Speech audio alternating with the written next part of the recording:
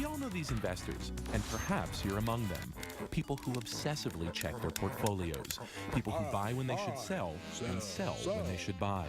People who follow the pack on Wall Street, even when it leads them over a cliff. The big question is why? Why do we as investors often make the wrong decisions?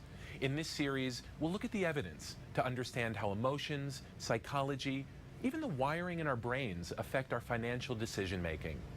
Welcome to Your Mind and Your Money. September 2008, Lehman Brothers goes bankrupt. Stocks tank. The global financial system seems on the verge of collapse. Fast forward 1 year. Investor Susan Abrams sits calmly in her living room. The market has finally begun to recover. But she remembers the pit in her stomach during the crash, as her portfolio dropped nearly 30%. You know, I'm not a suicidal person, but yeah, it did affect me. Susan was not alone. Countless investors watched a lifetime of savings vanish. Panic was in the air. Some were probably on their roofs, you know. I was not on the roof. I did get nervous. Standard economics assumes that people are cool, calm, and collected. They make logical decisions to maximize their wealth. Princeton psychologist Daniel Kahneman turned that idea on its head. He found that in matters involving risk, people are anything but rational.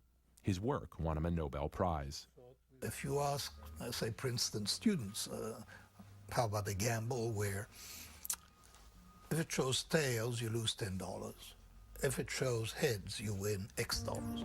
What would X have to be before you like the gamble, before you're willing to take it?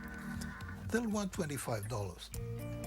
You can do the same thing with their parents and talk of $1,000 or $10,000, and you'll get roughly the same ratio. So that's a very fundamental fact about people, that they're loss averse.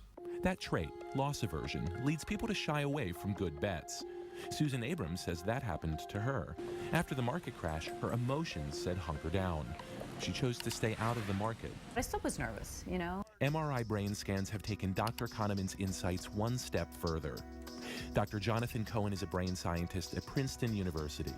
He and others have found evidence that emotional mechanisms like loss aversion are hardwired in our brains. Our brains have different kinds of mechanisms, some of which are sort of holdovers from prior times and may still be very useful. With those different mechanisms that serve different sorts of needs, you have the potential for conflict. And it's that conflict between these different mechanisms that may explain our erratic and sometimes seemingly irrational behavior.